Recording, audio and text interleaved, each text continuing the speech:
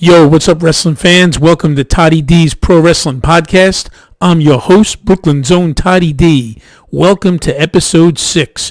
Tonight we're going to discuss several topics, so let's just get right into it. For starters, yesterday there was a house show on Sunday where Randy Orton, the Viper, was wrestling AJ Styles. And in the beginning of the match, Randy Orton apparently apparently he blew his knee. He was taken to the back by personnel, and they were looking him over. At this point in time, we don't know if it's a work. We don't know if it's real. But tonight, on the last episode of 2019's Monday Night Raw, Randy Orton will be discussing the apparent injury. So with that being said, hopefully all is well, and this is just some kind of work for a future program with AJ Styles potentially at the Royal Rumble or sometime in the near future. Let's hope the Viper is well, and let's just hope that this is, in fact, a work. And speaking of Monday Night Raw, tonight we're going to have the wedding. Lana and Bobby Lashley allegedly are tying the knot. You know, a little word of advice to Lana out there. When you cut some videos, make sure you take off your wedding ring, who you're really married to, Rusev, because, you know, not for nothing, your promos are more phony than your accent. But that's just me. That's just my opinion.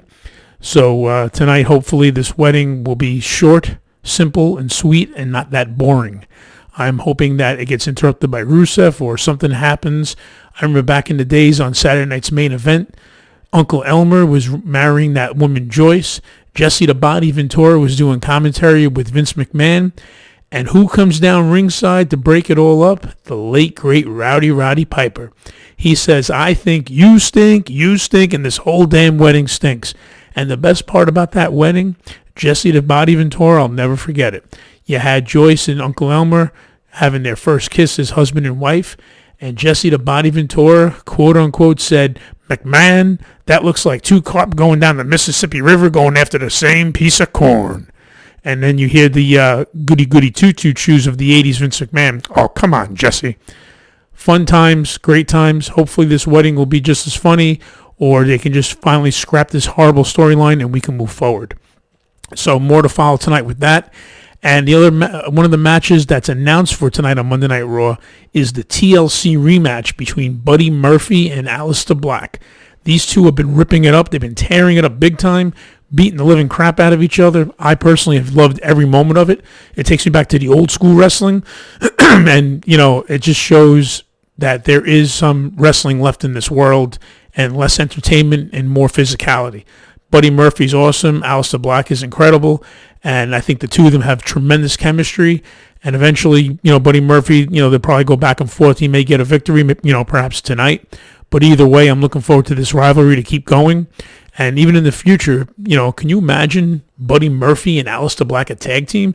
Hey, don't make no jokes. Don't cut me short on that, because look at Sheamus and Cesaro. Back in the day, they were fighting each other left and right, tooth and nail. And with Mick Foley stepping in, they had the best of 7. And then they became one of the best tag teams out there. So, you know, never say never, ladies and gentlemen. Let's shift over to AEW wrestling. I heard that the Enforcer, Arn Anderson, is back, and he is now in AEW. He is all elite. Arn Anderson is going to be the head coach and advisor to Cody Rhodes starting in 2020. It should be really interesting. I want you guys to think about something for 1 minute here. You have Tully Blanchard currently in AEW. Now you have Arn Anderson in AEW. Could it be not too soon in the near-distant future that the Nature Boy might be showing up on AEW programming? You never know. I mean, you know, Ric Flair, if money talks, and we all know it walks. So the Nature Boy, might be going there soon. And not for nothing, I think it would be great capped off if they had like Barry Windham in a backstage role and maybe like a J.J. Dillon appearance. You know, I know the AEW allegedly wants to be their own brand and start off with new guys and have a whole different outlook on wrestling. But every now and then, it's nice to have some nostalgia there. You got the Rock and Roll Express. They're there. So why not have, you know, Tully on, potentially, you know, Ric Flair, maybe James J. Dillon join, Barry Windham. That'd be awesome. That's just my opinion. And speaking of AEW, you know, good old JR, who I'm a huge fan of, been a fan of Jim Ross for many, many years. I think he has, you know, by far the best commentary. You know, Triple H said it best a long time ago. Jim Ross's hero was Gordon Solie, the late great Gordon Solie, and Jim Ross said he always wants to aspire to be as good, if not as good as possible. And Triple H said it best that he has surpassed Gordon Solie. JR is awesome. His commentary is great. But I got a bone to pick with you, JR. Earlier today, I was reading on social media that you were looking to have the Midnight Express get inducted into the WWE Hall of Fame. Now, before people jump down my throat, I'm not saying that the Midnight Express is not worthy, because they are. They were a hell of a tag team. They're looking to induct, JR would like to induct Stan Lane, Bobby Eaton, Dennis Condrey, along with James E. Cornette. Excuse me. But now the whole thing is this. The Midnight Express, don't get me wrong, they're awesome. They were great, and they deserve to be in the Hall of Fame. But as a WWE guy, then WWF, I'm from New York, I'm from the East Coast, and I grew up on WWF programming. And in my opinion, and I'm sure a lot of other people out there would agree with this, don't you think the WWE should induct actual tag teams that were homegrown or, spent most of their time in their tenure in the WWE or then F at the time? Think about it. You have teams like the Hart Foundation, the British Bulldogs, the Killer Bees, the Rougeau Brothers, the Dream Team, Brutus the Barber Beefcake before he was the Barber with Greg the Hammer Valentine. You had the U.S. Express, Mike Rotundo and Barry Windham. Later, Danny Spivey took Barry Windham's place. You have the Rockers, the Brainbusters. I just mentioned Arn Anderson and Tully Blanchard earlier. You had the Hardy Boys in the 90s, the Dudleys, Edge and Christian.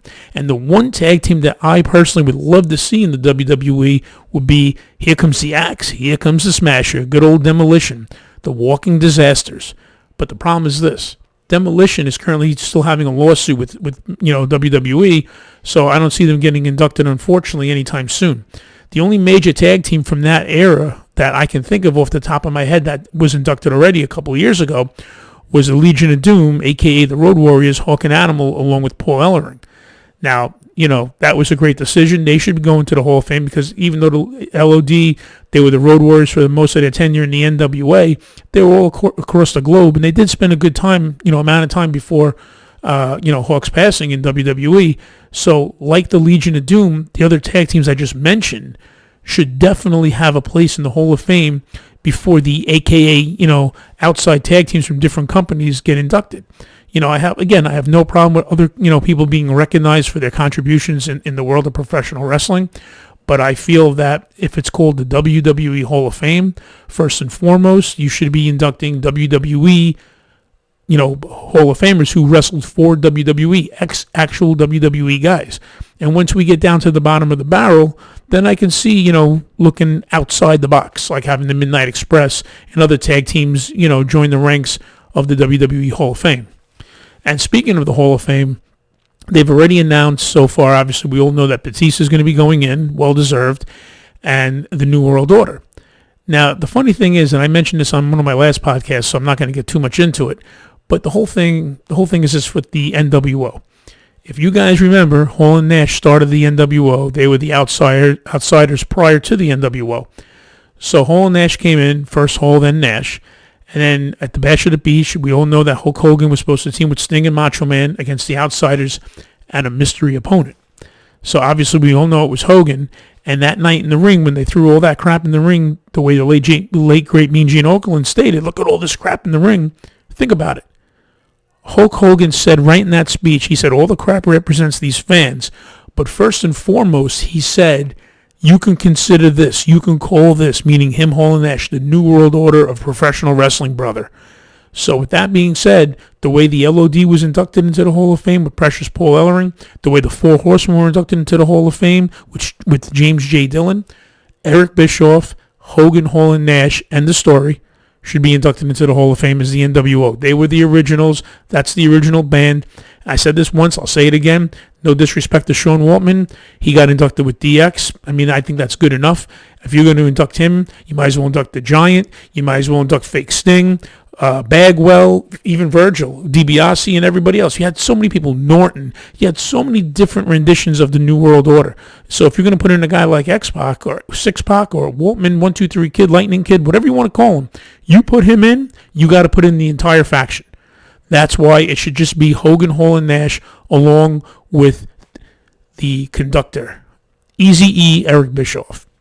Like I said before, Legion of Doom with Precious Paul Ellering James J. Dillon with the Four Horsemen, and Eric Bischoff should go with the New World Order with Hogan, Hall, and Nash, and the story. So now they haven't announced any other people yet, to get inducted into the WWE Hall of Fame, but I have been hearing some rumblings. I've been hearing a lot of, rumors. They usually induct a woman into the Hall of Fame, and I'm hearing this year Michelle McCool, The Undertaker, a.k.a. Mark Calloway's wife, former wrestler in her own right, is supposedly getting inducted into the Hall of Fame. I'm also hearing that William Regal is a option for the Hall of Fame. People are considering Christian and a couple other people that I really, don't recall at this point in time. But there are some other, people they have in mind. And, right around the corner is the Royal Rumble. And this year, the 30-man Royal Rumble and the 30-woman Royal Rumble, I believe, is going to be 10, men and women from NXT, 10 from Raw, and then 10 from SmackDown. And usually you always have like a surprise in the mix. So for the women, they're saying that, Victoria might be a surprise entrant. So who knows? Maybe she might get inducted into the Hall of Fame. You don't know. I have a feeling that Booker T is going to be a surprise entrant in the Royal Rumble this year because of what happened with the Revival. And me personally, I would love to have a big blow-off at the Royal Rumble where the Revival beats down Booker T after they throw him out of the ring. They humiliate him and insult him, which would set up a nice Harlem Heat reunion against the Revival at WrestleMania. If I were the booker, if I had the pen in my hand, that's what I would call, and that's exactly how I would call it.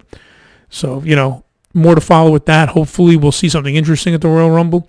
And speaking of the Royal Rumble, I, for one, was hoping to see CM Punk make a return, but I don't know if it's in the cards. I'm thinking that, Morrison will be joining the Royal Rumble. So we'll see what happens with that. I think John Morrison's time is now. I think the Rumble will be a perfect, opportunity for him to be officially back in WWE. I think it was kind of ridiculous that they had to have him on that show, The Bump, and kind of spoil something. I remember back in the days before there was internet and all this social media garbage, they had the dirt sheets. And, even though the dirt sheets I wasn't too much a fan of because I like the element of surprise. I like being, shocked saying, holy, what, this is awesome. I am so great. I'm so glad this guy came back or this woman came back. There's no more surprises in professional wrestling, and it drives me crazy. There's always spoilers, and it just ruins the fun. It takes the fun out of it. I mean, when the Hardy Boys made that surprise return at WrestleMania, if you look at the crowd, not one person didn't have a reaction. Everybody popped huge because nobody knew. People had feelings. There were thoughts. There were rumblings. But it was really kept secret as best as possible so people would be, happily surprised. And that's what we're looking to have moving forward in the year 2020. I'm hoping to have surprises. I'm hoping that CM Punk eventually does lace up the boots and get back in the ring. There's so many, feuds and storylines that are left on the table, money to be left on the table. So who knows? Maybe CM Punk will, say to himself, hey, what the hell? It's good money. I might as well come back. I'm not getting any younger. And there's rumors and there was talk that Stephanie McMahon, not only does she want CM Punk to come back, but she wants AJ Lee to come back. But I think that's highly unlikely. I think if Punk were to come back, she might have an on-air role. But I highly doubt she'll be wrestling again. That's just my take. But, who knows? Anything can happen. And, that's about it for now. So, Monday Night Raw is going to be coming on soon. It should be good. Hopefully it'll be good. It's the last show of the, of the year, of the decade. And then Wednesday, AEW comes back. There's a lot of cool things going on there.